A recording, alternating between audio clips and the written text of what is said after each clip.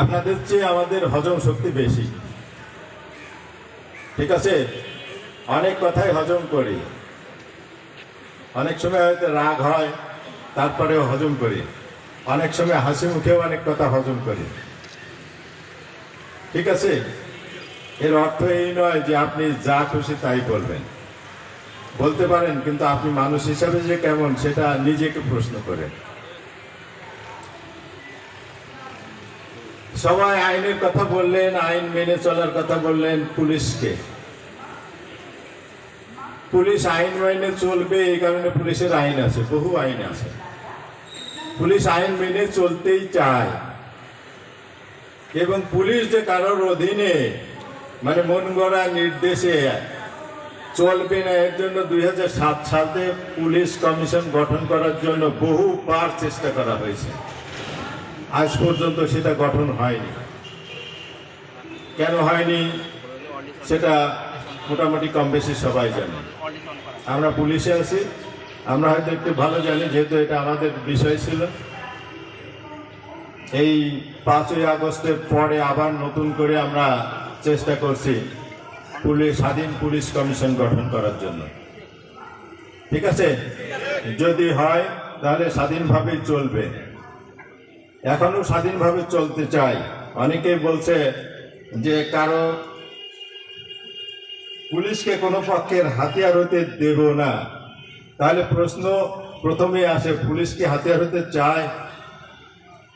হ্যাঁ না বলেন, চায়? তাহলে এই প্রশ্ন আসলো কেন? হাতিয়ার বানানো হয়।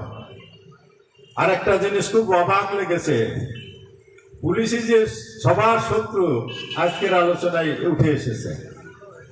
তাহলে সব দায়িত্ব, রাষ্ট্রের সব দায়িত্ব পুলিশকে দেন। এত ক্যাডার সার্ভিস কেন? 29টা ক্যাডার সার্ভিস আছে।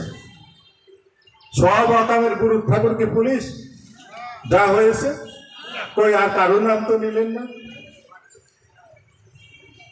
তাই না? এই জায়গায় কয়জন মানুষ আছেন? এই জায়গায় যদি 5,000 10,000 মানুষ থাকতো, একবার নিশ্চিন্তে আপনি আমাকে চিনতে পারতেন।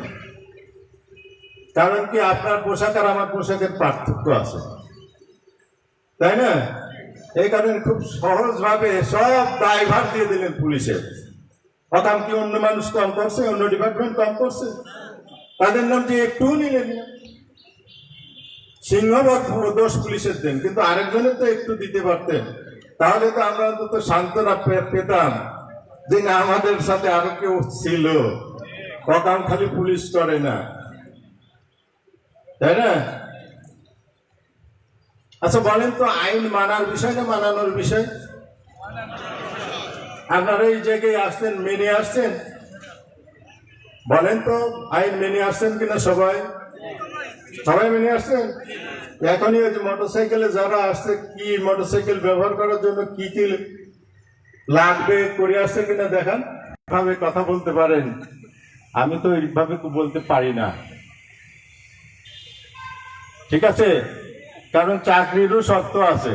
আমি কি কথা বলবো, কি বলবো না, কি বলতে পারি, কি বলতে পারি না, এর সীমাবদ্ধতা আছে। অনেকে অনেক জ্বালাময়ী বক্তব্য দিতে পারেন, আমরা কি পারি না? আমরাও পারি, কিন্তু এই যে পোশাক পরা আছে এই কারণে পারছি না, ঠিক আছে? এই বিষয়টা একটু মাথায় রাখতে হবে। পুলিশকে বললেন যে পুলিশ বানান করতে যে অক্ষরগুলো আছে সেইটা অনুসরণ করে চলতে হবে। আপনি সমাজের নাগরিক না? একটা সমাজের নাগরিকের কি দায়িত্ব? আপনি সেইভাবে চলতে পারেন না? সেইভাবে চললে পারে কি পুলিশের এত বেগ পেতে হয়? বলেন, আপনি চলবেন না আমাকে চলতে বলেন? এটা হচ্ছে আমাদের আর একটা বড় সমস্যা। আপনি নিজে মানেন আপনার কি দায়িত্ব, সেটাই করেন।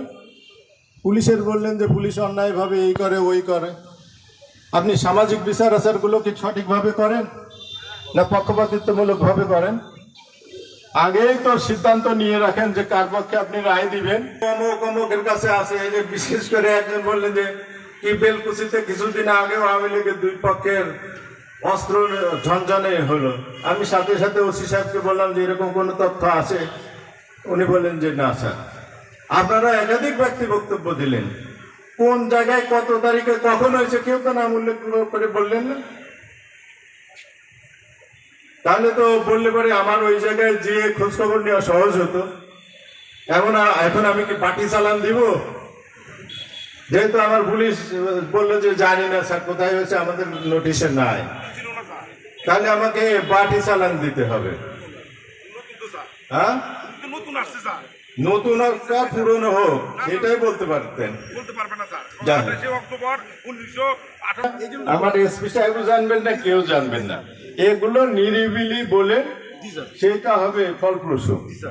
ঠিক আছে।